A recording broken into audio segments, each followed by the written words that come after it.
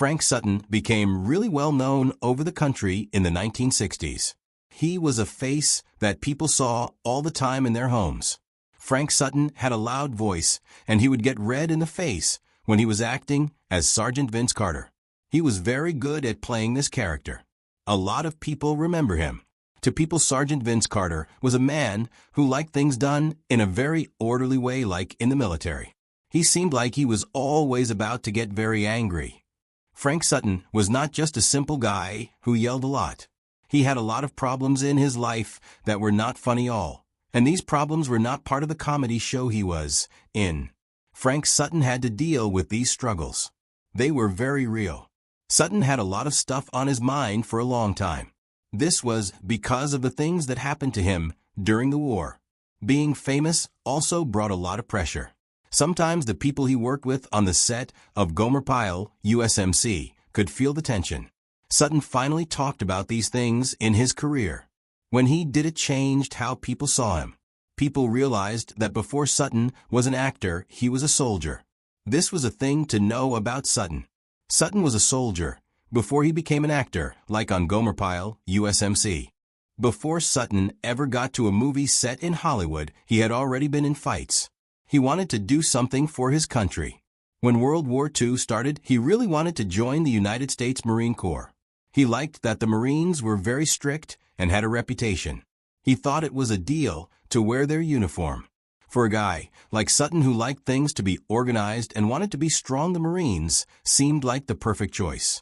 Sutton thought the Marines were great because they were tough. He wanted to be tough too. He liked the idea of being a Marine and serving his country. The United States Marine Corps was what Sutton wanted to be a part of. That dream fell apart fast when he did not pass the color vision test when he tried to join. Failing this test meant he would never get to wear the uniform of the United States Army that he really liked. He was very sad about this. Sutton did not want to give up on his wish to serve his country. So he did not quit. He joined the United States Army. They said yes to him. Then the United States Army sent him to fight in a war away. Sutton was now a part of the United States Army. He was going to do his best. Sutton went to the Pacific to fight. This was one of the places to be during the war. Sutton was in 14 battles where he had to land on beaches and fight. This is a big deal, and it surprised people who only knew him as a funny guy on television. Sutton was not an actor waiting for his big break. He was a soldier who had to face his fears and fight to survive every day. Sutton was in the war. He saw some bad things. His time in the war made him strong and brave. Sutton was a soldier who had to be tough to make it through the war. In the jungles and really dangerous coastlines of the Pacific, he was in danger of getting killed every single night. He kept going with his soldiers. He was very brave. That is why he got the Bronze Star and the Purple Heart. The Bronze Star was for being a hero. The Purple Heart was for getting hurt in a fight. Even though he got these awards, Sutton did not talk about them very much. To Sutton, the Bronze Star and the Purple Heart were not things that made him feel proud.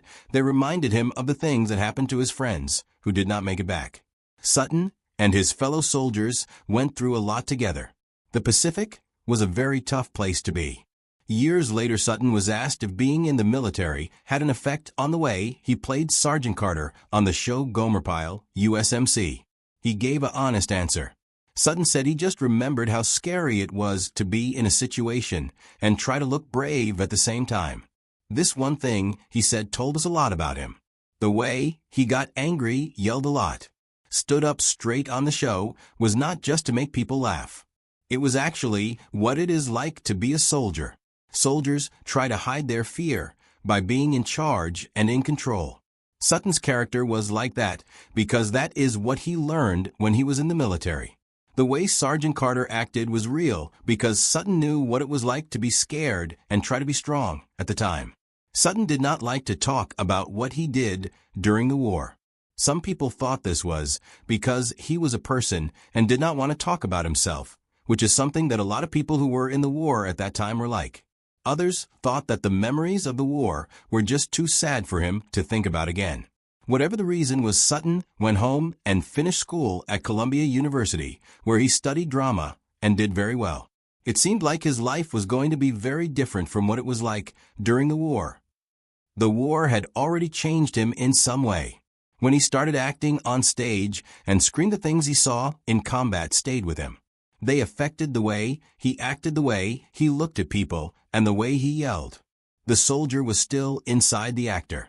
He was always there, out of sight, until he became Sergeant Carter. In 1964, the show Gomer Pyle, USMC, started on CBS. It was a spin-off from the Andy Griffith Show.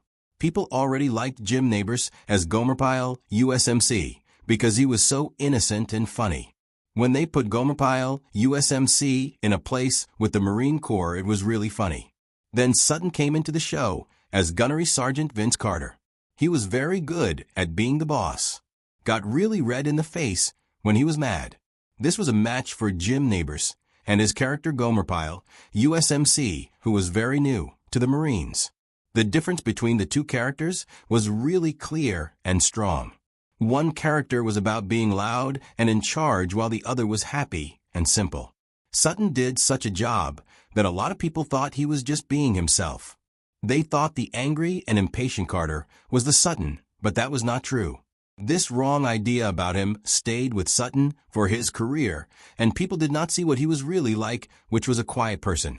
Sutton's performance as Carter was very believable, and people thought that was how he really was, but it was not the case. Sutton was actually a reserved person, not like the loud Carter at all. The show Gomer and Carter was a deal because of how well Nabors and Sutton worked together. Nabors liked to do things in a relaxed way. He was very natural when he performed. On the hand, Sutton liked to rehearse a lot. He wanted to practice something over until it felt just right. As time went on, Nabors and Sutton did not see eye to eye. The people who worked with them noticed that Sutton would get frustrated. This happened when scenes became too silly or when they lost energy. Sutton and Nabors had ideas about how things should be done, and this caused problems between them. When the cameras were not rolling, Sutton did not often get loud. The fact that he was quiet actually meant a lot more. One of the people who helped make the show said that Sutton did get angry. He did not yell. Instead, he got really quiet. Nobody wanted to be around him when that happened. After a while, by the time they were working on the season, it was obvious that Sutton and Nabors only talked to each other when they had to because the script said so. They used to work really closely, but now they just did their jobs, and that was it. Sutton and Nabors were not like that before. Now, they were just professional and not really friends anymore. In the 1960s, Gomer Pyle, USMC, was still one of the best shows on CBS. The show had been on for 5 years. People loved it because of the way Sutton and Nabors worked together. The show was still really popular. Did not seem to be getting old. Then something big happened in 1969. Nabors told the people at CBS that he was leaving the show. He wanted to sing and be on types of television shows and perform on stage. This was a shock to Sutton. He had put a lot of himself into playing Sergeant Carter. When he heard that Nabors was leaving, it felt like everything was falling apart for him. Gomer Pyle, USMC, was a part of his life, and now it was changing. Sutton was not sure what would happen to the show without Nabors. He was worried about what would happen to Sergeant Carter and the whole show. Gomer Pyle, USMC, had been a success, and Sutton did not want that to end. The people in charge at CBS were really worried about the show, so they tried to come up with an idea to save it. They thought about making a show called Sergeant Carter, USMC, where Sutton would be the main person. At first, they even thought about making the show a little different by adding a character, a black recruit, who would always be one step ahead of Sergeant Carter, which is the opposite of what they did before with the original show, Sergeant Carter, USMC.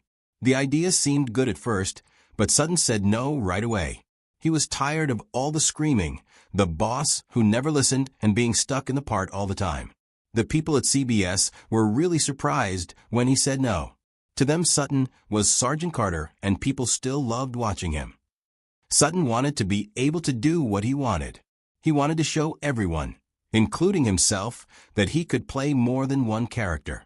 Sutton needed to prove that he was good at things, not just playing Sergeant Carter. When Jim Nabors launched the Jim Nabors Hour that year, Sutton joined the Jim Nabors Hour. He did not join as a drill sergeant. Instead, Sutton joined the Jim Nabors Hour as a person who did sketch comedy. The Jim Nabors Hour started in 1969. People thought it was going to be really good. It had music and comedy, and people came on the show. Jim Nabors was on the show with Ronnie Shell and Sutton. They had a singer named Karen Morrow. The Tony Mordente dancers were on the show too. Jim Nabors' kids were on it sometimes. The Jim Nabors Hour was a fun show with a lot of energy.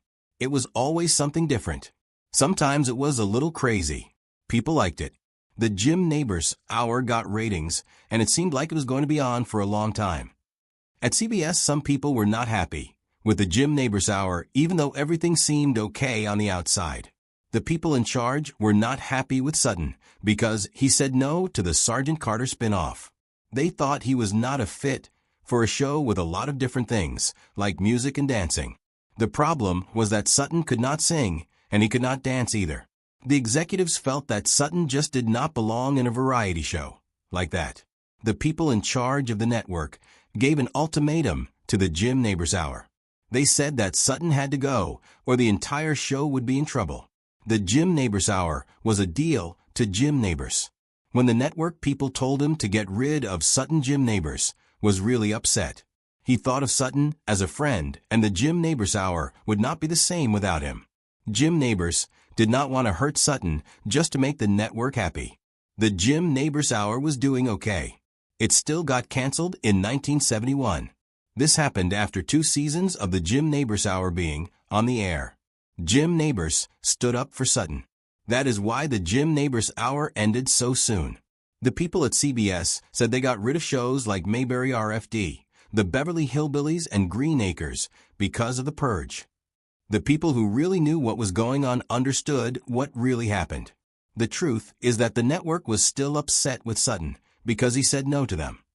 When Nabors decided to support Sutton, that was it for the show.